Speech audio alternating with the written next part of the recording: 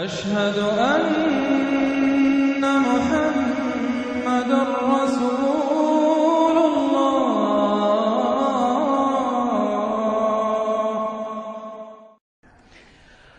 سورة الروم بسم اللہ الرحمن الرحیم الف لام میم غلبت الروم فی ادنى الارض وهم من بعد غلبهم سيغلبون في بضع سنين للہ الامر من قبل ومن بعد ويومئذ يفرح المؤمنون بنصر اللہ ينصر من يشاء وهو العزیز الرحیم وعد اللہ لا يخلف اللہ وعدہ ولكن اکثر الناس لا يعلمون۔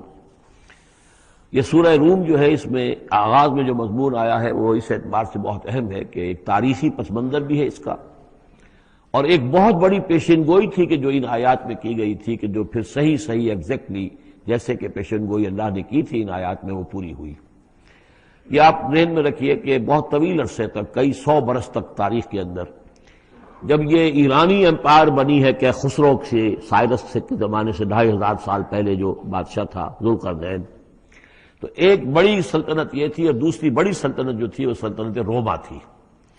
سلطنت روما کا سب سے بڑا حصہ تو خیر روم جو یورپ کے اندر تھا، لیکن یہ کہ یہ ترکی کا پورا علاقہ اور مغربی میڈیٹرینین کے ساتھ ساتھ جو ساحل ہے یہ ان کے پاس ہوتا تھا۔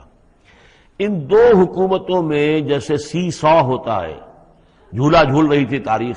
کبھی ایرانیوں میں کوئی زوردار طاقتور بادشاہ اٹھا باصلاحیت، اس نے حملہ کیا اور رومیوں کو دھکیل دیا وہ یورپ کے اندر اور ایشیا خالی کرا لیا۔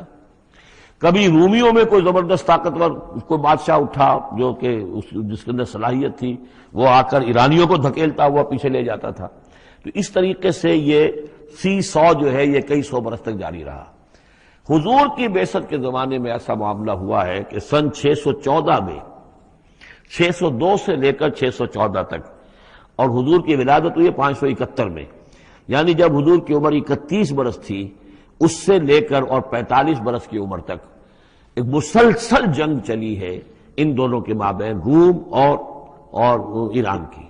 لیکن سن 614 میں ایک بڑی زبردست شکست دی کیخسرو پرویز، کیخسرو ثانی وہ اپنے آپ کو کہتا تھا، پہلا کیخسرو تو تھا ذوالقرنین اور ثانی میں ہوں اب، بہرحال یہ ایک بڑا باصلاحیت حکمران تھا۔ اس نے شکست دی ہے رومیوں کو بہت بری طرح۔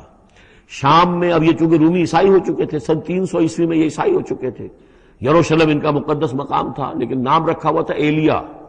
سن 70 میں جو یروشلم کو انہوں نے برباد کیا تھا، تو اس کے بعد ہیڈریان ایک رومن امپرر تھا جس نے کہ دوبارہ آباد کیا یروشلم کو، اور لیکن اس کا نام بدل دیا، اب یروشلم نہیں تھا یہ، اس کا نام تھا ایلیا۔ ایلیا میں ان کی وہ صلیب بھی تھی جو ان کے عقیدے کے مطابق حضرت مسیح علیہ السلام کو جس پر صلیب دی گئی تھی، ان کا مقدس مقام تھے یہ۔ ان سب سے بھی ان کو کھدیڑ دیا، تقریباً ترکی سے بھی نکال دیا، استنبول جو ہے قسطنطنیہ، اس پر بھی اندیشہ ہوا کہ شاید ایرانی حملہ کر دیں گے۔ اس حد تک رومیوں کا حال پتلا ہو گیا۔ اب ہو یہ رہا تھا کہ جو عرب میں، مکے میں ادھر حضور کی دعوت ہے شروع ہو چکی ہے، 5 برس ہو گئے حضور کو دعوت دیتے ہوئے، یا یہ کہ 15 برس ہونے کو آئے ہیں، لیکن ہوتا یہ تھا کہ یہ مشرکین مکہ یہ سمجھتے تھے کہ ایرانی تو ہمارے بھائی ہیں، وہ مشرک ہیں، آتش پرست ہیں، اور یہ نصرانی جو ہیں، یہ عیسائی جو ہیں، یہ مسلمانوں کے قریب تر ہیں، اس لیے کہ یہ عیسیٰ کو ماننے والے، موسیٰ کو ماننے والے، تو یہ لوگ جو ہیں ان سے قریب ہیں۔ تو وہ بغلے میں جا رہے تھے کہ مسلمانوں تمہارے جو ساتھی ہیں یا تم جیسے جو لوگ ہیں، تمہارے قریب کے لوگ پٹ رہے ہیں، دیکھو ہمارے ساتھی جو ہیں وہ بڑے فتح مند ہو رہے ہیں، وہ آگ کے پوجنے والے، وہ مشرک جو نہ موسیٰ کو مانتے ہیں، نہ عیسیٰ کو مانتے ہیں، نہ تورات کو مانتے ہیں، نہ انجیل کو مانتے ہیں، انہوں نے تمہارے ان ساتھیوں کو کس طریقے سے کھدیڑ دیا ہے، شکست دی ہے۔ تو اس پر مسلمانوں کو صدمہ ہوا۔ اس پر یہ آیات نازل ہوئی کہ اگرچہ اس وقت تو فی الواقع صورت کی بن گئی ہے، لیکن چند ہی سالوں کے اندر یہ صورت بدل جائے گی، اور یہ کہ رومیوں کو غلبہ حاصل ہو جائے گا، یہ پیشن گوئی کی گئی۔ اس پر پھر حضرت ابوبکر صدیق نے کسی کافر مشرک سے ایک شرط بھی مان لی کہ اگر یہ قرآن کی پیشن گوئی درست ثابت ہوئی تو تم مجھے 100 اونٹ دو گے، اور اگر غلط ثابت ہوئی تو پھر میں تمہیں 100 اونٹ دوں گا۔ لیکن حضور انہوں نے کیے تھے شاید 3-4 سال کی یہ عہد کیا تھا، حضور نے کہا نہیں، بضع کا لفظ آ رہا ہے اس میں کہ چند سالوں کے اندر، بضع کا لفظ جو ہے وہ 9 تک اطلاق ہوتا ہے، تو 9 سال کو رکھو، اور شرط جو ہے دوبارہ اپنی اس 9 سال کے حوالے سے اونٹوں کی تعداد بھی بڑھا دی گئی، لیکن یہ کہ پھر شرط کی مدت 9 سال ہو گئی۔ لیکن 9 سال کے 9ویں سال ہی وہ جو ہے وہ جو پیشن گوئی قرآن کی تھی وہ صحیح ثابت ہوئی۔ ہرقل جو تھا، ہرقل اعظم، اس نے پھر لمبا چکر دیا، بجائے اس راستے سے آنے کے وہ بحیرہ کیسپین کی طرف سے ہو کر پیچھے سے ہو کر آیا ہے، اور سرپرائز اٹیک کیا اس نے ایران پر، اور بڑی زبردست شکست دی ایران کو، اور اپنی شکست کا بدلہ چکا لیا، اور یہ سارا علاقہ شام وغیرہ کا جو ہے وہ اس نے واگزار کرا لیا۔ اور وہی تھا زمانہ جب کہ مسلمانوں کو میدان بدر میں فتح حاصل ہوئی۔ تو یہ شکست، دو خوشیاں جمع ہو گئی مسلمانوں کے لیے، کہ ایک تو یہ کہ جو ان کے قریب تر تھے یعنی عیسائی، ان کو فتح حاصل ہو گئی مشرکین کے ساتھ کے مقابلے میں، کہ جو مشرکوں سے قریب تر تھے، آتش پرست تھے۔ دوسرے یہ کہ خود انہیں فتح حاصل ہو گئی، فتح مبین، الفرقان آ گیا بدر کا، اس کا ذکر ہے ان آیات میں۔ الف لام میم غلبت الروم، رومی مغلوب ہو گئے، فی ادنی الارض، قریب کی سرزمین میں۔ وہ جغرافیہ تو آپ کو دکھایا تھا نقشہ، جزیرہ نمائے عرب، اور اس کے اوپر ایک طرف شام ہے، ایک طرف عراق ہے، اور ادھر عراق کے ساتھ ایران ہے، تو قریب جزیرہ نمائے عرب سے قریب ترین ممالک ہیں۔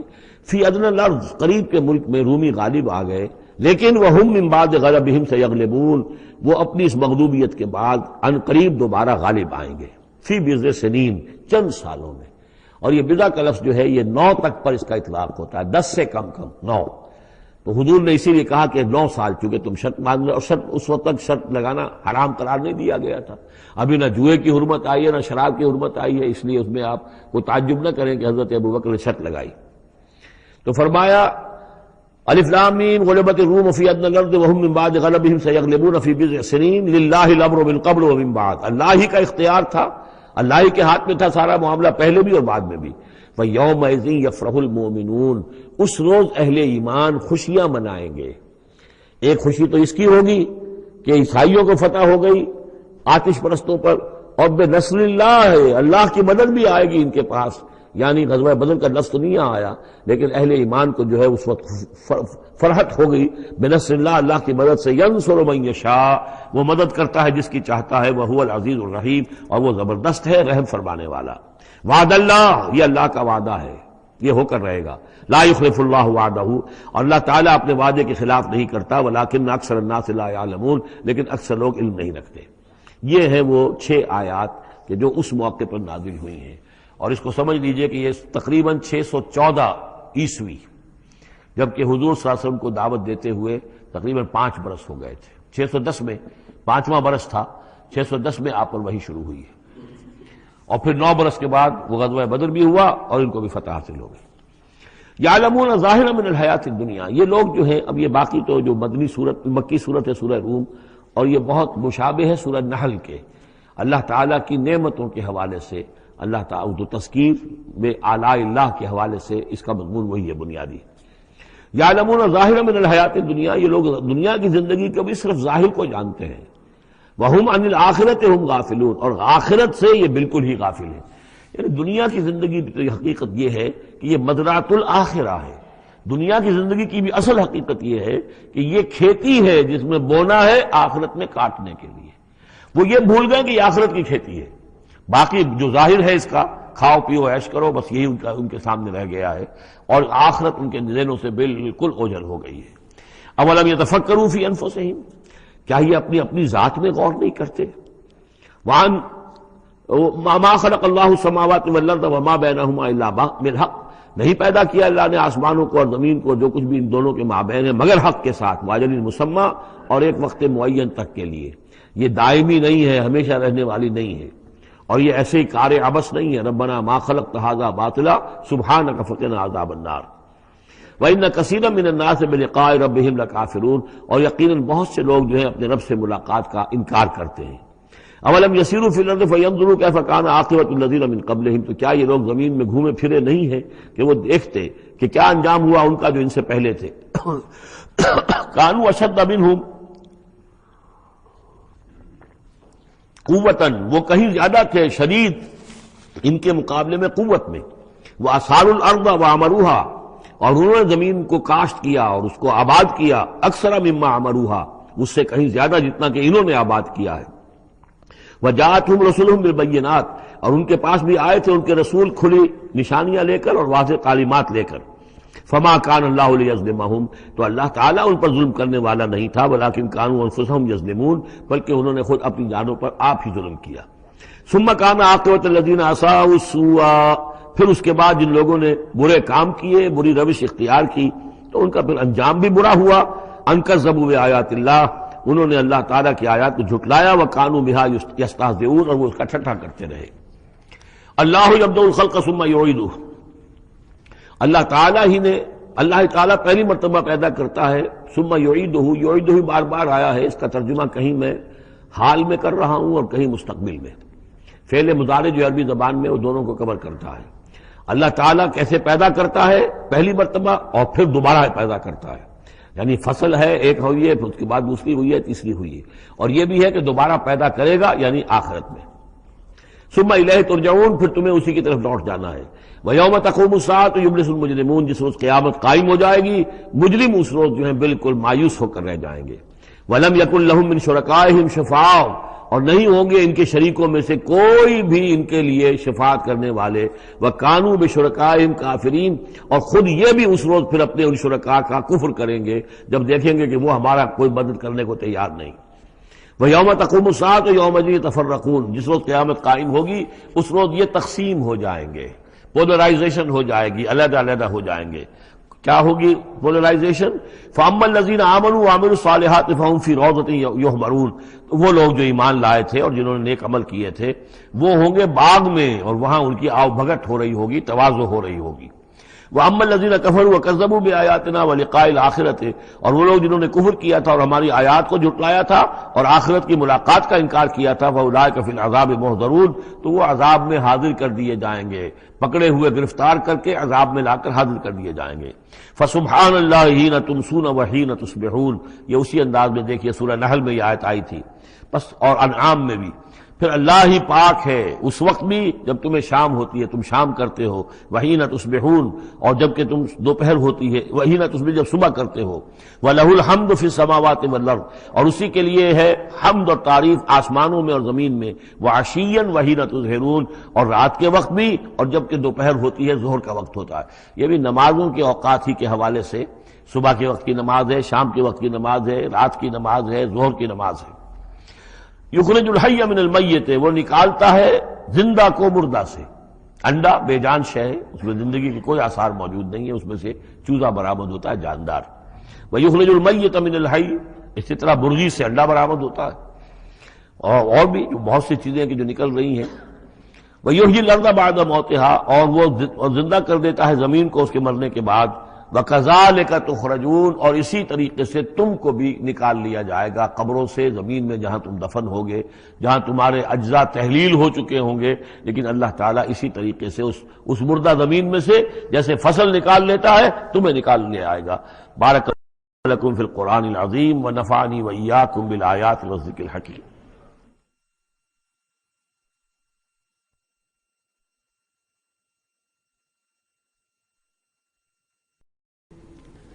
وَمِنْ آيَاتِهِ أَنْ خَلَقَكُم مِّن تُرَابٍ ثُمَّ إِذَا أَنْتُمْ بَشَرٌ تَنْتَشِرُونَ وَمِنْ آيَاتِهِ أَنْ خَلَقَ لَكُم مِّنْ أَنفُسِكُمْ أَزْوَاجًا لِتَسْكُنُوا إِلَيْهَا وَجَعَلَ بَيْنَكُم مَّوَدَّةً وَرَحْمَةً إِنَّ فِي ذَلِكَ لَآيَاتٍ لِقَوْمٍ يَتَفَكَّرُونَ وَمِنْ آيَاتِهِ خَلْقُ السَّمَاوَاتِ وَالْأَرْضِ وَاخْتِلَافُ أَلْسِنَتِكُمْ وَأَلْوَانِكُمْ ان فی ذلک لآیات للعالمین۔ صدق اللہ العظیم۔ یہ میں نے اپنے معمول کے خلاف متعدد آیات اس وقت اسی لیے تلاوت کی ہیں کہ آپ کو اندازہ ہو جائے کہ جو مضمون اب آ رہا ہے اس کا انداز کیا ہے۔ سورہ نحل میں ہم نے دیکھا تھا کہ پہلے اللہ تعالیٰ کی خاص خلاقی کی علامات، اس کے خاص جو بھی اس نے تخلیق فرمایا ہے مختلف اعتبارات سے، ان کی نشانیوں کا تذکرہ کر کے ان فی ذالک لآیہ، یہ ہم نے سورہ شعراء میں بھی دیکھا، لیکن وہ تاریخی اعتبار سے تھی نشانیاں، اور جو ہیں آفاقی انفسی آیات الہیہ ان کے حوالے سے سورۃ النحل میں۔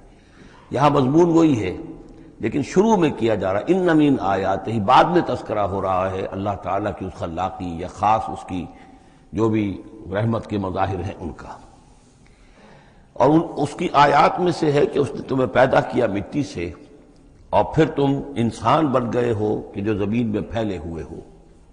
ومن آیات ہی، اس کی آیات ہی میں سے یہ ہے ان خلق لکم من انفسکم ازواجا، کہ تمہارے لیے تمہاری نوع ہی میں سے تمہاری بیویاں بنائی، جوڑے بنائے، لتسکنوا الیہا تاکہ تم ان کی طرف سکون پکڑو، وجعل بینکم مودۃ ورحمہ اور یہ کہ تمہارے مابین ایک دوسرے کے لیے محبت اور رحمت پیدا کر دی۔ ان فی ذلک لآیات لقوم یتفکرون، یقیناً اس میں آیات ہیں ان لوگوں کے لیے جو غور و فکر کریں۔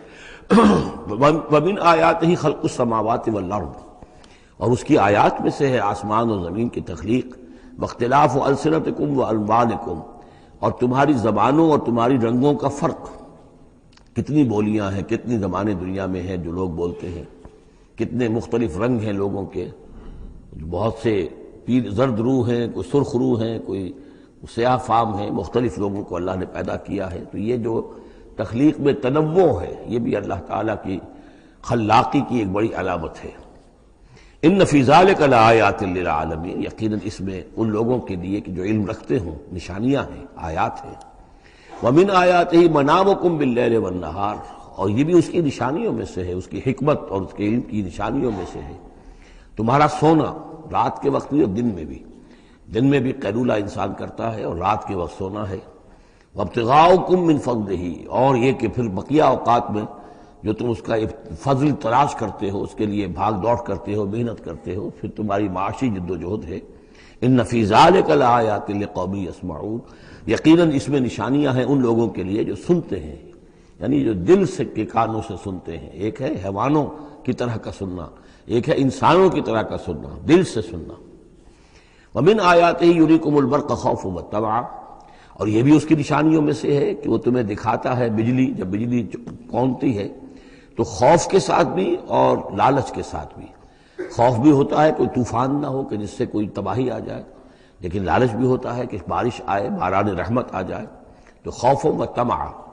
وَيُنَزِّلُ مِنَ السَّمَاءِ مَاءً، اور پھر برساتا ہے وہ آسمان سے پانی، فَيُحْيِي بِهِ الْأَرْضَ بَعْدَ مَوْتِهَا، پھر زندہ کرتا ہے اس کے ذریعے سے، پانی کے ذریعے سے زمین کو اس کے مردہ ہو جانے کے بعد۔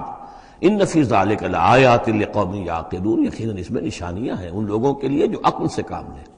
ومن آیاتہ ان تقوم السماء والارض بامرہ، یہ بھی اس کی نشانیوں میں سے ہے، اس کی قدرت ہے کہ آسمان اور زمین اس کے حکم سے قائم ہے۔ یعنی یہ سارا جو اجرام سماویہ ہیں، یہ بڑے بڑے کرے ہیں، بڑے بڑے، آج جو ہمیں بتایا جاتا ہے کہ کتنے بڑے سائز کے، ہمارا سورج بیچارہ ان کے سامنے بہت ہی معمولی سی شے ہے، اتنے بڑے بڑے ستارے موجود ہیں، سٹارز موجود ہیں، ان سب کو اپنی اپنی جگہ پر اپنے اپنے مدار میں کس نے تھاما ہوا ہے۔ ثم اذا دعاکم دعوۃ من الارض، پھر جب وہ تمہیں پکارے گا، بس ایک ہی دفعہ کا پکارنا اس کا ہوگا، تم زمین سے، اذا انتم تخرجون، تم نکل پڑو گے۔ یعنی اللہ تعالیٰ کی جو شان ہے، یقول لہ کن فیکون، اسی طریقے سے اس وقت بھی اللہ کا بس ایک حکم کافی ہوگا۔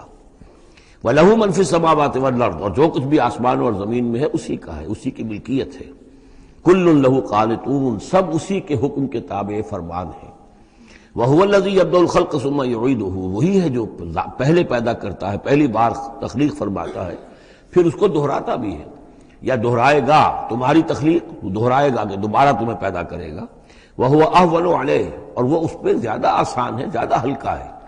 یہ بات پہلے بھی عرض کر چکا ہوں کہ قرآن یہ دلیل لاتا ہے کہ کسی بھی کام کو پہلی مرتبہ کرنا مشکل ہوتا ہے، دوسری مرتبہ کرنا آسان ہے۔ ایک مرتبہ کیا ہے، اس کی جو مشکلات ہیں اس کو اس نے حل کیا ہے، دیکھا ہے، یہ ہمارا تجربہ ہے۔ پہلی مرتبہ کوئی کام کرنا مشکل ہوتا ہے، دوسری مرتبہ وہی کام کرنا نسبتاً آسان ہے۔ لیکن تمہاری سوچ الٹی ہے، تم کہتے ہو اللہ کیسے پیدا کر دے گا دوبارہ؟ بھائی اس نے پیدا کیا تمہیں پہلے یا نہیں؟ یا تو یہ کہو کہ کوئی پیدا کرنے والا ہے ہی نہیں، وہ ایک علیحدہ بات ہو جائے گی۔ لیکن جیسا کہ آپ کو معلوم ہے کہ جو اہل عرب جو مخاطب اول تھے قرآن کے، وہ اللہ کے منکر نہیں تھے۔ ابھی ہم آیات پڑھ چکے ہیں، وَلَئِن سَأَلْتَهُم مَّن خَلَقَ السَّمَاوَاتِ وَالْأَرْضَ لَيَقُولُنَّ اللَّهُ، اگر آپ ان سے پوچھیں کہ کس نے پیدا کیا آسمان اور زمین، فوراً کہیں گے کہ اللہ نے پیدا کی۔ وہ اللہ کو خالق مانتے تھے۔ تو اللہ نے تمہیں پہلی مرتبہ اگر پیدا کیا ہے تو پھر دوسری مرتبہ تمہارا پیدا کرنا اس کے لیے بھاری کیوں ہو؟ وَهُوَ أَهْوَنُ عَلَيْهِ، بلکہ جو بھی اصول ہے اس کے مطابق تو اسے اس کے لیے زیادہ آسان ہونا چاہیے، اور ہے بالفعل وہ اس کے لیے آسان ہے۔ وَلَهُ الْمَثَلُ الْأَعْلَىٰ، اور اس کی بڑی بلند شانیں ہیں۔ اصل میں مثال کا لفظ استعمال ہوا، مثلا ان کی مثال، لیکن اللہ تعالیٰ کے لیے چونکہ کوئی مثال کا لفظ بھی استعمال کرنا زیادہ موضوع ہماری سمجھ میں نہیں ہے، تو اس کو ترجمہ بہتر ہے کہ شان، اس کی بہت بلند شان ہے۔ وَلَهُ الْمَثَلُ الْأَعْلَىٰ فِي السَّمَاوَاتِ وَالْأَرْضِ، آسمانوں اور زمین میں، وَهُوَ الْعَزِيزُ الْحَكِيمُ، اور یقیناً وہ زبردست ہے، کمال حکمت والا۔ ضرب لکم مثلا من انفسکم، وہ تمہارے لیے تمہارے ہی جیوں میں سے، تمہاری اپنی سوچ جو ہے اس کے حوالے سے ایک مثال بیان کرتا ہے۔ هل لکم مما ملکت ایمانکم من شرکاء فیما رزقناکم فانتم فیہ سواء، کیا تمہارے لیے جو تمہارے ملک یمین ہیں، غلام ہیں، لونیاں ہیں، کیا وہ شریک بھی بن جاتے ہیں تمہارے اس چیز میں کہ جو ہم نے تمہیں رزق دیا ہے؟ ظاہر بات ہے کہ غلام تو غلام رہے گا، وہ شریک تو نہیں ہوگا، وہ برابر کا حقدار اور اختیار تو نہیں رکھے گا، اس جو بھی آقا کا مال ہے اور ملکیت ہے اس میں اصل اختیار اور تصرف جو آقا کا ہے۔ غلام تو جو بھی اس کو حکم دیا جاتا ہے وہ بجا جاتا ہے۔ فانتم فیہ سواء، کیا یہ ہو سکتا ہے کہ تم اور تمہارے غلام جو ہیں تمہارے ملک یمین وہ برابر ہو جائیں اختیار میں، ملکیت میں؟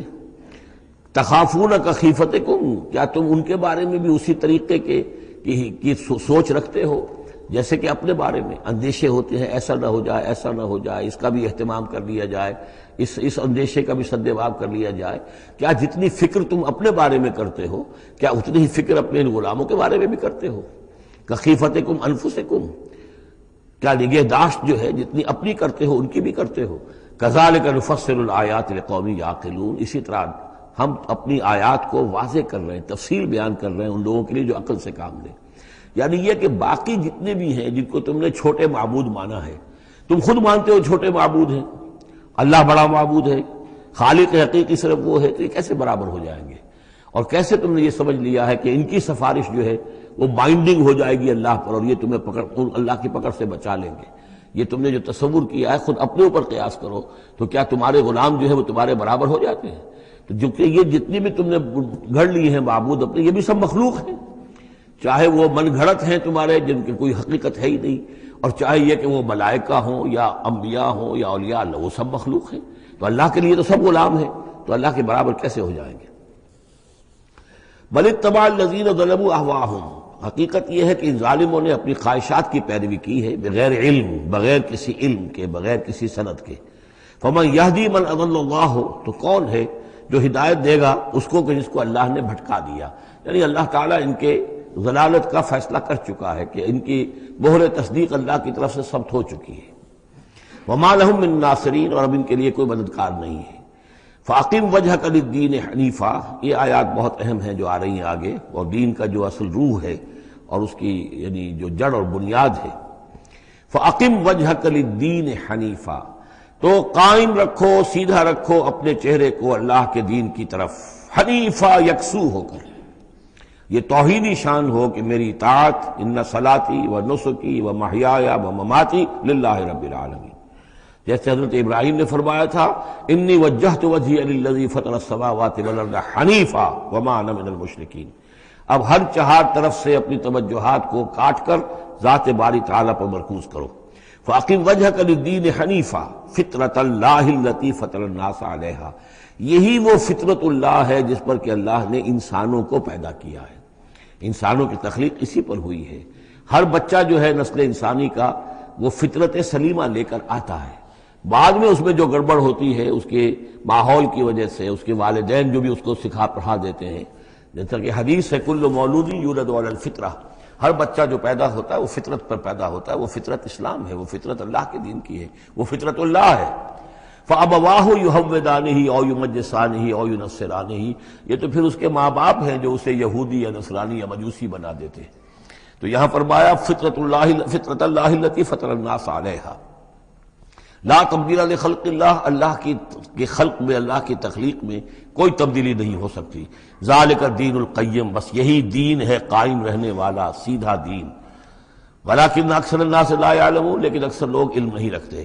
منیبین الیہ، تو فاقم وجہک للدین حنیفا، اسی کے ساتھ کنٹینویشن سمجھیے، منیبین الیہ، اور چونکہ پہلے واحد کے صیغے میں تھا تو حضور سے خطاب تھا، لیکن جیسا کہ میں نے آپ کو بتایا ہے کہ حضور سے خطاب بھی ہوتا ہے ان مکی صورتوں میں، تو گویا کہ امت سے ہو رہا ہے، تو یہاں وہ جمع کا صیغہ ہو گیا کہ اپنے چہرے اللہ کے دین کی طرف یکسو ہو کر سیدھے کر لو، منیبین الیہ، اسی کی طرف رجوع کرتے ہوئے، واتقوہ، اور اس سے ڈرو، وَأَقِيمُوا الصَّلَاةَ وَلَا تَكُونُوا مِنَ الْمُشْرِكِينَ، اور نماز قائم کرو، دیکھو مشرکین میں سے نہ ہونا، مِنَ الَّذِينَ فَرَّقُوا دِينَهُمْ، جنہوں نے اپنے دین کو پھاڑ ڈالا۔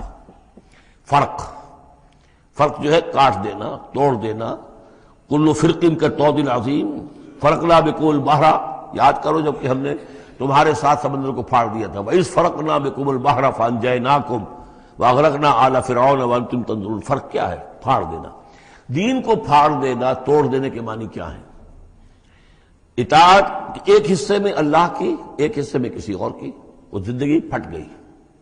اب یہ زندگی منتشر ہو گئی، اطاعت آپ کی منتشر ہو گئی۔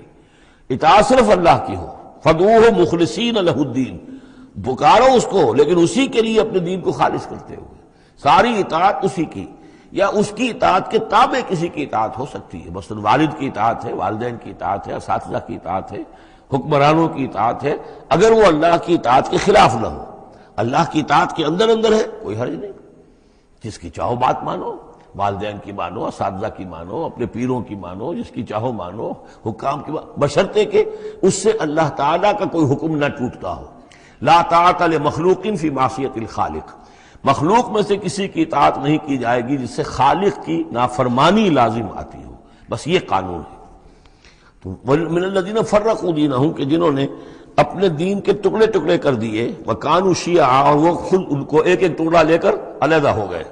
کل حزب بما لدیہم فرحون، اور ان میں سے ہر جماعت جو ہے جو کچھ ان کے پاس ہے اسی پر وہ اترا رہی ہے، اسی کے اوپر مگن ہے۔ کسی نے کچھ لے لیا ہے دین کا حصہ، کسی نے کوئی دین کا حصہ لے لیا ہے۔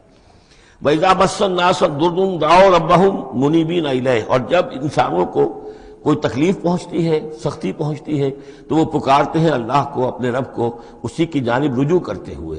ثم اذا اذاقهم منه رحمة، پھر جب اللہ تعالیٰ انہیں اپنی رحمت کا مزہ چکھاتا ہے، اذا فریق منهم بربهم یشرکون، تو ان کی ایک جماعت اور ان کا ایک گروہ جو ہے اپنے رب کے ساتھ شرک کرنے لگتا ہے۔ لیکفروا بما آتیناکم، تاکہ کفر کریں ان چیزوں کے ساتھ جو ہم نے انہیں دی ہیں، یعنی ہماری دی ہوئی شے ہے، رزق ہماری ہے، لیکن اس کو وہ کفر کے لیے استعمال کر رہے ہیں۔ فتمتعوا، اچھا ٹھیک ہے، جو بھی تمہیں فائدہ اٹھانا ہے اٹھا لو، چند دن کی زندگی ہے، بالآخر تو تمہیں ہمارے پاس آنا ہے۔ یہ تمہارا طرز عمل جو ہے وہ اسی مہلت کے اندر جو تم چاہو کرو۔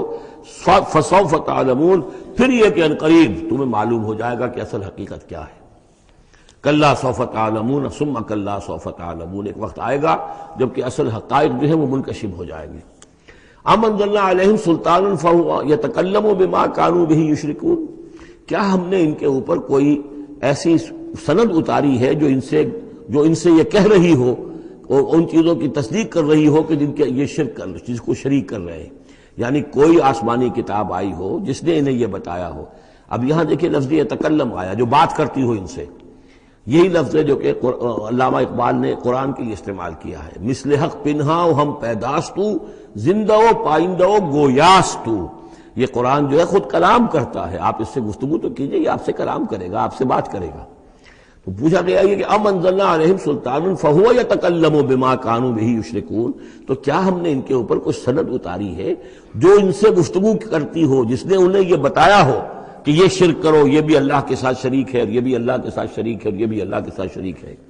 وَإِذَا أَذَقْنَا النَّاسَ رَحْمَةً فَرِحُوا بِهَا، اور جب ہم لوگوں کو اپنی رحمت کا مزہ چکھاتے ہیں تو پھر وہ بڑے اتراتے ہیں، فخر کرتے ہیں، پھولے نہیں سماتے۔ وَإِن تُصِبْهُمْ سَيِّئَةٌ، اور اگر کہیں کوئی تکلیف آ جاتی ہے، مصیبت آ جاتی ہے، بما قدمت ایدیہم، اور وہ آتی بھی ہے ان کے اپنے ہاتھوں کے کرتوتوں کے باعث، جو ان کے ہاتھوں نے آگے بھیجا ہوتا ہے، اذا ہم یقنطون، تو وہ بالکل مایوس ہو جاتے ہیں، ان کی اور آس توڑ کر بیٹھ جاتے ہیں، ان کی کمر ٹوٹ جاتی ہے۔ اولم یروا ان اللہ یبسط الرزق لمن یشاء ویقدر، کیا وہ دیکھتے نہیں ہیں کہ اللہ تعالیٰ ہی ہے کہ جو رزق کو کھول دیتا ہے، پھیلا دیتا ہے، کشادہ کر دیتا ہے جس کے لیے چاہتا ہے، ویقدر، اور ماپ تول کر دینے لگتا ہے، راشننگ کر دیتا ہے، یعنی تھوڑا تھوڑا دیتا ہے جس کو چاہتا ہے۔ ان فی ذلک لآیات لقوم یؤمنون، یقیناً اس میں نشانیاں ہیں ان لوگوں کے لیے جو مانتے ہیں، جو ماننے والے ہیں، جو یقین کرنا چاہیں۔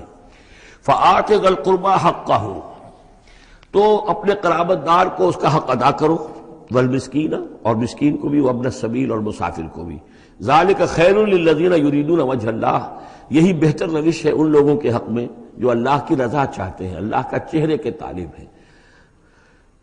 وَأُولَٰئِكَ هُمُ الْمُفْلِحُونَ، اور یقین یہی لوگ ہیں کہ جو فلاح پانے والے ہیں۔ وَمَا آتَيْتُم مِّن رِبًا لِيَرْبُوَ فِي أَمْوَالِ النَّاسِ، یہ آیت میں نے کوٹ کی تھی جب ہم سورہ بقرہ کی آیات پڑھ رہے تھے۔ اور جو کچھ تم دیتے ہو سود پر، یعنی یہ کہ ایک شخص ہے، اس کے پاس جو کچھ بچ گیا ہے، بچت ہے اس کی، اب اس کی دو شکلیں ہیں، یا تو اس بچت کو وہ اللہ نے جن لوگوں کو کم دیا ہے، جو محتاج ہیں، ان کو دے دے، اللہ کے ہاں اجر و ثواب لے لے، اللہ کے دین کے لیے لگا دے، اس کا بھی اجر و ثواب اللہ دے گا، یا بس آخری درجے میں یہ ہے کہ کسی کو قرض حسنہ دے دے تاکہ وہ اپنی ضرورت پوری کر لے اور پھر وہ رقم تمہیں واپس کر دے۔ اس سے آگے تم یہ چاہو کہ میں یہ اپنا مال جو ہے کہیں اور انویسٹ کروں، کوئی اور آدمی محنت کرے، اس کی محنت سے جو اس کی محنت سے بڑھوتری ہوگی تو آپ کو بھی اس میں سے حصہ مل جائے، اور اس کی بدترین شکل جو ہے پھر یہ ہے کہ سود کے اوپر رقم دی، اور وہ یہ ہے کہ آپ اس میں سے بغیر اس کے کہ آپ کوئی محنت کر رہے ہوں یا کوئی مشقت کر رہے ہوں، اس کی جو ہے آپ کو، جس کو نفع کہہ رہے ہیں آج کل، وہ سود آپ کو ملتا چلا جائے۔ تو یہاں ان کو مقابلے میں لائے ہیں، یعنی بچت جو ہے آپ کی، سیونگز جو ہیں آپ کی، یہ گویا کہ سرپلس ویلیو ہے اسلام کے نقطہ نگاہ سے، یہ عفو ہے، اس کو خرچ کر دینا چاہیے۔ ایمان کا تقاضا یہ ہے، یسألونک ماذا ینفقون قل العفو، وہ اللہ کے لیے، اللہ کے دین کے لیے، محتاجوں کے لیے، غرباء کے لیے صرف کر دیا جائے۔ لیکن یہ ہے کہ اتنی ہمت نہیں ہے کہ صدقہ دے دیا جائے، تو پھر یہ کہ قرض حسن دیا جائے، یا یہ کہ کسی اور شکل کے اندر جو ہے وہ کسی آدمی کی مدد کر دی جائے، تو یہ ساری چیزیں ہیں۔ لیکن آخری شکل جو ہے اسلام میں، یہ بھی جو بعد میں پھر شریعت کے احکام مدون ہوئے ہیں، تو ایک صورت دی گئی ہے کہ آپ مزاربت پر دے دیں۔ مزاربت یہ ہے کہ آپ کا وہ جو رقم ہے وہ کوئی اور شخص کام کرے گا، اگر تو کوئی نفع ہو جائے تو کچھ آپ بھی لے لیں اور کچھ وہ لے لیں، نقصان ہو جائے تو سارا نقصان آپ برداشت کریں گے، جس کے پاس وہ سرپلس منی تھی، اس کا کوئی تاوان جو ہے وہ جو عامل ہے اس کے اوپر نہیں آئے گا۔ یہ تو تفاصیل بات کی ہیں، لیکن اصل میں جو قرآن مجید سامنے لاتا ہے وہ ہے صدقات اور انفاق فی سبیل اللہ ورسس سود، ربا، کہ کوئی شخص اپنی بچت کا مصرف کیا بناتا ہے، وہ بچت دیتا ہے اللہ کی رضا حاصل کرنے کے لیے، آخرت کا اجر و ثواب حاصل کرنے کے لیے، یا بچت کو انویسٹ کر کے اور دنیا ہی میں کمانا چاہتا ہے۔ یہ دو ذہنیتیں ہیں جو ایک دوسرے سے بالکل مختلف ہیں اور متضاد ہیں۔ فما آتیتم من ربا، تو جو کچھ تم دیتے ہو سود پر تاکہ وہ بڑھے، لیربو فی اموال الناس، تاکہ وہ بڑھے لوگوں کے مال میں، فلا یربو عند اللہ، اللہ کے ہاں اس میں کوئی بڑھوتری نہیں ہوتی۔ وما آتیتم من زکوٰۃ، اور جو تم زکوٰۃ دیتے ہو، یعنی اس طریقے سے صدقہ ہے، خیرات ہے، تریدون وجہ اللہ ہے، اور اس سے تم چاہتے ہو اللہ کی رضا، اللہ کا چہرہ، مراد وہی اللہ کی رضا، فاولئک ھم المضعفون، یہ لوگ ہیں جو اپنی جو بچت ہے اس کو دگنا کر رہے ہیں، یعنی یہاں اللہ کے لیے دیا ہے تو وہاں 10 گنا ملے، 700 گنا ملے، اس سے بھی زیادہ ملے، لیکن یہ ہے لوگ کہ جو در حقیقت اللہ تعالیٰ کی رضا بھی انہیں حاصل ہوگی۔ اللہ الذی خلقکم ثم رزقکم ثم یمیتکم ثم یحییکم، اللہ ہی ہے جس نے تمہیں پیدا کیا، پھر تمہیں رزق دیا، پھر وہ تمہیں مارے گا، پھر وہ تمہیں زندہ کرے گا۔ هل من شرکائکم من یفعل من ذلکم من شیء، کیا تمہارے شریکوں میں سے بھی کوئی ہے جس کے بارے میں تمہارا گمان تک ہو کہ وہ یہ کام کرتے ہیں؟ کیا لات عزا منات یہ کرتے ہیں یہ کام؟ کوئی بھی ان کے عقیدے میں ایسی بات موجود نہیں تھی۔ وہ تو ہؤلاء شفعاؤنا عند اللہ کہتے تھے کہ ہمارے شفیع ہیں، بس ہمارے سفارشی ہیں۔ سبحانہ، اللہ پاک ہے، وتعالی، اور بہت بلند و بالا ہے، عما یشرکون، اس شرک سے جو یہ کر رہے ہیں۔ ظہر الفساد فی البر والبحر بما کسبت ایدی الناس، بحر و بر میں فساد رونما ہو چکا ہے بسبب اس کمائی کے کہ جو لوگوں کے ہاتھوں نے کی ہے۔ یہ آیت جتنی آج روشن ہو کر پورے دنیا کے افق کے اوپر جو ہے یوں سمجھیے کہ نمایاں ہو رہی ہے، شاید جس وقت نازل ہوئی تھی اتنی نمایاں اس وقت بھی نہ ہو، اس لیے کہ اس وقت کی پوری دنیا کا کیا اندازہ تھا، لوگوں کو بہت کم اندازہ تھا، پوری دنیا کی وسعت کا اندازہ بھی نہیں تھا۔ آج جس طریقے سے فساد رونما ہو چکا ہے پوری زمین میں، اور جس طرح کے تصادم ہیں، جس طرح کے مقابلے ہو رہے ہیں، جس طرح کی بد امنیاں ہیں، جس طرح کے فسادات ہیں، تو ظاہر الفساد فی البر والبحر، بر و بحر میں فساد رونما ہو چکا ہے بما کسبت ایدی الناس، لوگوں کی اپنے ہاتھوں کی کمائیوں کے باعث، لیذیقہم بعض الذی عملوا، اور یہ اس لیے ہے کہ اللہ تعالیٰ انہیں ان کے بعض اعمال کا مزہ چکھائے، یعنی بعض الذی عملوا، اگر سارے اعمال کا اللہ تعالیٰ یہیں پر اگر سزا دینی شروع کر دے تو کوئی آدمی بچے ہی نہ، ما بقا علی ظہرہ دابہ، تو کوئی بھی ایک بھی انسان نہ رہے زمین کے اوپر، لیکن کچھ اللہ تعالیٰ جو ہے وہ عذاب دیتا ہے، لعلہم یرجعون، تاکہ یہ لوٹیں پھریں، سوچیں، غور کریں، توبہ کریں، رجوع کریں۔ یہ جو کچھ ہو رہا ہے اس وقت وہ اس لیے ہے کہ انسان ہوش میں آئے، یہ آج ہمارے ساتھ کیوں ہو رہا ہے؟ کس وجہ سے ہو رہا ہے؟ خاص طور پہ مسلمان سوچیں کیوں ہم ذلیل و خوار ہیں آج کیوں ذلیل کے کل تک نہ تھی پسند گستاخی فرشتہ ہماری جناب میں؟ کیا وجہ ہے؟ اے اللہ ہم سے تو وعدہ تیرا تھا انتم الاعلون ان کنتم صادقین ان کنتم مؤمنین، تم ہی بلند سر بلند ہوگے اگر تم مومن ہوئے، ہمارا یہ حال کیوں ہے؟ اگر ہم یہ سوچیں گے تو نتیجے پر پہنچیں گے کہ اس لیے کہ ایمان نہیں ہے ہمارے پاس، یا دوسرا وجہ یہ ہے کہ ہم نے دین کے حصے بکھرے کر دیے ہیں۔ افتؤمنون ببعض الکتاب وتکفرون ببعض فما جزاء من يفعل ذلك منكم الا خزي في الحیاۃ الدنیا ویوم القیامۃ یردون الی اشد العذاب۔ تو جب آپ سوال کریں گے قرآن سے تو قرآن آپ کو جواب دے گا، لیکن ان چیزوں پر بھی اگر غور کریں سوچیں تو جب تک اللہ تعالیٰ کی طرف سے کوئی مہلت ملی ہوئی ہے، کوئی بڑا عذاب آنے سے پہلے، یہ آیت نوٹ کر لیجیے 41 نمبر آیت ہے، اس لیے کہ 60 آیتیں ہیں سورہ روم کی۔ اس سورہ مبارکہ کی مناسبت مضامین کے اعتبار سے ہے، اس کے بعد سورہ لقمان ہے، پھر سورہ سجدہ ہے۔ سورہ سجدہ کی جو آیتیں ہیں وہ 30 ہیں، اور 21ویں آیت اس کی جو ہے اس کے لگ بھگ ہے، جب ہم پڑھیں گے تو ان کے اندر مناسبت محسوس ہوگی۔ ان 4 صورتوں میں ایک عجیب بات ہے کہ یہ پہلی صورت سورہ عنکبوت، اس کے مضامین کی مناسبت جوڑا اس کا جو وہ تیسری صورت ہے سورہ لقمان، اور دوسری صورت یہ سورہ روم، اس کا جوڑا جو ہے وہ سورہ سجدہ ہے۔ ان کے مضامین کی مناسبت اس اعتبار سے، اور چاروں نے مل کر ایک سب گروپ کی شکل اختیار کی ہے، جیسے وہ 4 تھی جو اس سے پہلے ہم پڑھ چکے ہیں۔ ظہر الفساد فی البر والبحر بما کسبت ایدی الناس لیذیقہم بعض الذی عملوا لعلہم یرجعون قل سیروا فی الارض فانظروا کیف کان عاقبۃ الذین من قبل، کہیے ان سے زمین میں گھومو پھرو اور دیکھو کیسا انجام ہوا ان کا جو تم سے پہلے تھے۔ کان اکثرہم مشرکین، ان کی اکثریت مشرکوں پر مشتمل تھی۔ فاقم وجہک للدین القیم، دوبارہ اپنے چہرے کو سیدھا رکھو دین قیم کی طرف، اللہ کے دین کی طرف، من قبل ان یاتی یوم لا مرد لہ من اللہ، اس سے پہلے کہ وہ دن آ جائے کہ جسے پھر اللہ کی طرف سے لوٹانے والا کوئی نہیں ہوگا، یعنی اس سے پہلے کہ وہ دن آ جائے اللہ کے حکم سے کہ جس کو لوٹانے والا کوئی نہیں ہوگا۔ یومئذ یصدعون، اس دن یہ تقسیم ہو جائیں گے، پھٹ جائیں گے، علیحدہ ہو جائیں گے۔ کس طرح ہو جائیں گے؟ کیا پولرائزیشن ہوگی؟ من کفر فعلیہ کفرہ، جس نے کفر کیا ہوگا اس کے کفر کا سارا وبال اسی پر آئے گا۔ ومن عمل صالحا فلانفسہم یمہدون، اور جو لوگ جنہوں نے عمل کام کیے تھے، اچھے عمل کیے تھے، تو ظاہر بات ہے کہ انہوں نے اپنے ہی لیے یہ بستر بچھایا تھا، جو اعمال انہوں نے کیے تھے، تو گویا کہ اس وقت علیحدہ ہو جائیں گے، دودھ کا دودھ پانی کا پانی۔ لیجزی الذین آمنوا وعملوا الصالحات من فضلہ، تاکہ اللہ تعالیٰ بدلہ دے اہل ایمان کو جنہوں نے نیک عمل کیے تھے اپنے فضل سے۔ انہ لا یحب الکافرین، یقیناً وہ کافروں کو پسند نہیں کرتا۔ ومن آیاتہ، اور اس کی نشانیوں میں سے یہ بھی ہے، ان یرسل الریاح مبشرات، کہ وہ بھیجتا ہے ہواؤں کو جو بشارت لے کر آتی ہیں، ولیذیقکم من رحمتہ، اور تاکہ پھر وہ اپنی رحمت سے تمہیں وہ حصہ دے، تمہیں مزہ چکھائے تو اپنی رحمت کا، یعنی باران رحمت کا۔ وَلِتَجْرِيَ الْفُلْكُ بِأَمْرِهِ، اور تاکہ سمندر کے اندر جو جہاز چلے اور کشتیاں چلیں وہ بھی اس کے حکم سے۔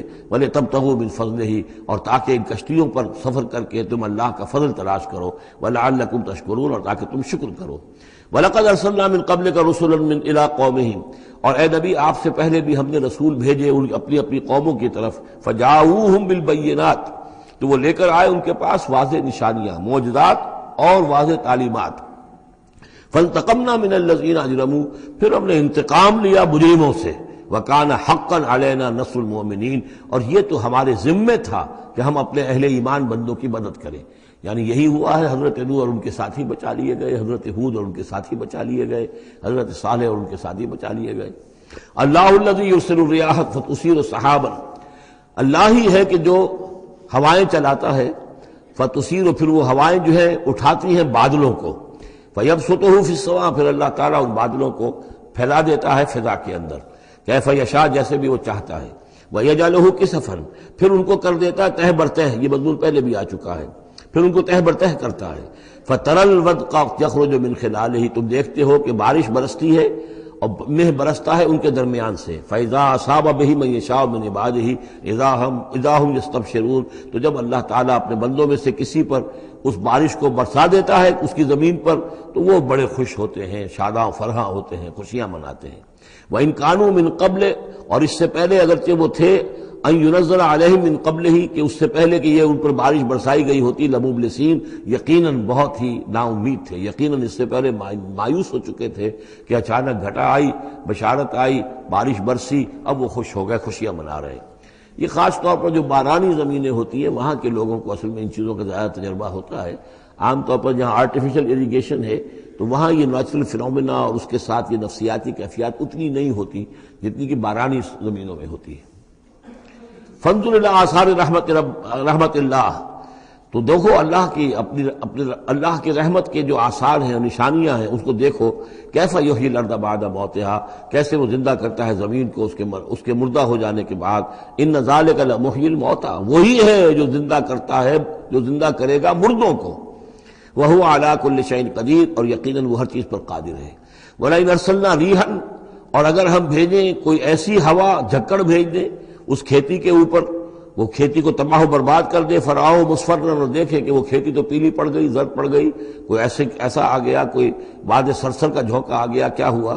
فَلَظَلُّوا مِن بَعْدِهِ يَكْفُرُونَ، تو پھر وہ اس کے بعد جو ہے وہ پھر ناشکری کرنے لگتے ہیں اللہ کے جناب میں کہ ہمارے اوپر تو اللہ کی کوئی رحمت کبھی ہوئی ہی نہیں، ہمارے لیے تو ہماری تو قسمت پھوٹی ہوئی ہے، اللہ تعالیٰ کی طرف سے ہمیں کبھی کوئی خیر ملا ہی نہیں۔ فَإِنَّكَ لَا تُسْمِعُ الْمَوْتَىٰ، تو اے نبی آپ نہیں سنا سکتے مردوں کو، وَلَا تُسْمِعُ الصُّمَّ الدُّعَاءَ اذا ولوا مدبرین، نہ ہی آپ ایسے بہرے لوگوں کو سنا سکتے ہیں اپنی پکار اور اپنی دعوت کہ جو پیٹھ موڑ کر بھی چلے گئے ہوں۔ یعنی بہرا جو ہے اگر آپ کے آمنے سامنے رو در رو ہے تو کم سے کم اشاروں کے نائوں میں کوئی بات اسے سمجھائی جائے، لیکن یہ لوگ جو ہیں یہ تو ایسے بہرے ہیں کہ جو ساتھ ہی پیٹھ موڑ کر چل بھی دیے ہیں، لہذا آپ کوئی شکل نہیں ہے کہ آپ اپنی دعوت اور جو بھی ابلاغ و تبلیغ ہے اس کا ان کے اوپر کوئی اثر پیدا کر سکیں۔ وَمَا أَنْتَ بِهَادِ الْعُمْيِ عَنْ ضَلَالَتِهِمْ، اسی طرح آپ اندھوں کو ان کی گمراہی اور ان کی ضلالت سے، بھٹکنے سے آپ بچا نہیں سکتے، ہدایت نہیں دے سکتے۔ ان تسمع الا من یؤمن، آپ نہیں سنا سکتے مگر انہی کو جو مانتے ہیں، بے آیاتنا، ہماری آیات کو، فہم مسلمون، بس وہ ہماری فرما برداری اختیار کرتے ہیں۔ اللہ الذی خلقکم من ضعف، وہ اللہ ہی ہے جس نے تمہیں بنایا کمزوری سے، یعنی جب تم پیدا ہوتے ہو تو بہت کمزور ہوتے ہو، ثم جعل من بعد ضعف قوۃ، پھر تمہاری اس کمزوری کے بعد اللہ تعالیٰ تمہیں قوت عطا فرماتا ہے، جوانی آتی ہے، آدمی کڑیل جوان بنتا ہے، پھر اس کے ثم جعل من بعد قوۃ ضعفا، پھر قوت کے بعد پھر ضعف آ جاتا ہے، پھر یہ ادھیڑ عمر ہوئی اور قوا کے اندر جو ہے اضمحلال پیدا ہونا شروع ہوا، پھر بڑھاپا آ گیا، وشیبہ، اور پھر یہ کہ سفید بال ہو جاتے ہیں۔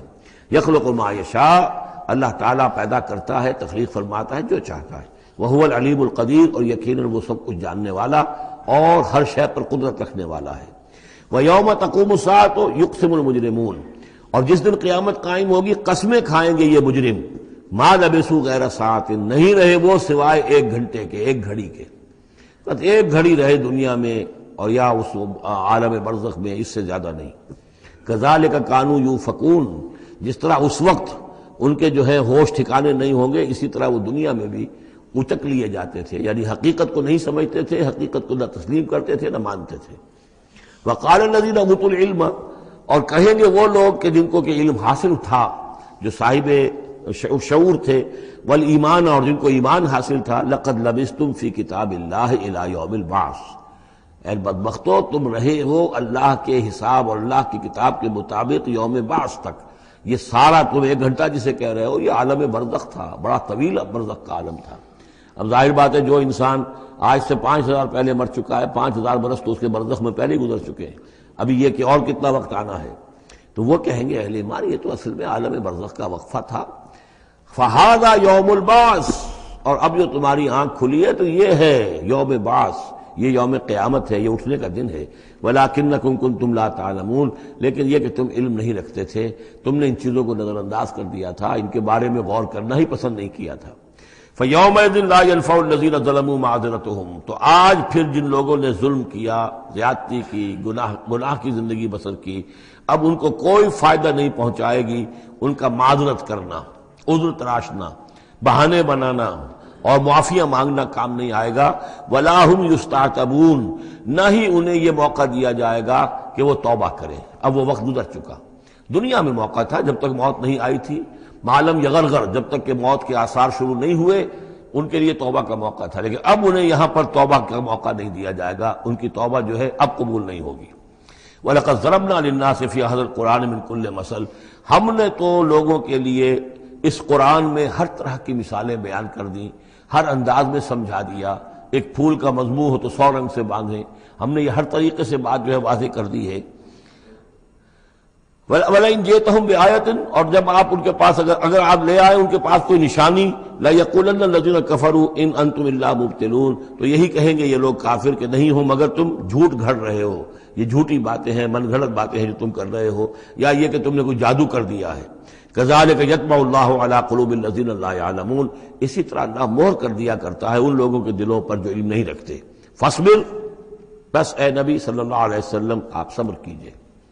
إِنَّ وَعْدَ اللَّهِ حَقٌّ، اور جیسا کہ میں نے عرض کیا یہ صرف حضور کے لیے نہیں ہے، حضور کی وساطت سے تمام مسلمانوں کو۔ تو اے نبی آپ اور اے اہل ایمان تم سب صبر کرو۔ ان وعد اللہ حق، اللہ کے وعدے پر یقین رکھو، اللہ کا وعدہ سچا ہے، اس کی مدد آئے گی، غلبہ دین کو ہوگا، حق کا ہوگا، لیکن یہ کہ اس کے ابھی بہرحال ابھی اس کے امتحان اور بھی ہیں، تمہارا امتحان تو لیا جائے گا۔ احسب الناس ان یترکوا ان یقولوا آمنا وهم لا یفتنون، پھر سورہ بقرہ کی آیت ذہن میں لائیے، وَلَنَبْلُوَنَّكُمْ بِشَيْءٍ مِّنَ الْخَوْفِ وَالْجُوعِ وَنَقْصٍ مِّنَ الْأَمْوَالِ وَالْأَنفُسِ وَالثَّمَرَاتِ، یہ اللہ امتحان تو لے گا، لیکن اللہ کے وعدے پر پختہ یقین رکھو۔ ان وعد اللہ حق ولا يستخفنك الذين لا يوقنون، اور دیکھنا کہیں وہ لوگ جو یقین نہیں رکھتے تمہیں ہلکا نہ کر دیں، یعنی تمہارے ان کا دباؤ جو ہے تم برداشت نہ کر سکو اور تم پیچھے ہٹ جاؤ، کو پسپائی اختیار کر لو۔ اس کے معنی کیا ہوئے؟ بڑے بودے نکلے، بڑے کمزور نکلے۔ دیکھنا کہیں ایسا نہ ہو کہ یہ تمہارے دشمن، یہ مشرک، یہ کافر جو دباؤ ڈال رہے ہیں، کہیں تمہارا بودا پن ظاہر ہو جائے اور وہ تمہیں ہلکا کر کے رکھ دیں۔ اس کی بجائے جمے رہو، ڈٹے رہو، کوہ ہمالیہ کی طرح کھڑے رہو، اور اللہ تعالیٰ کے دین کے لیے جو تن من دھن لگا رہے ہو اسی طریقے سے لگاتے رہو، بالآخر اللہ تعالیٰ تمہیں نجات دے گا، دنیا میں بھی آخرت میں بھی۔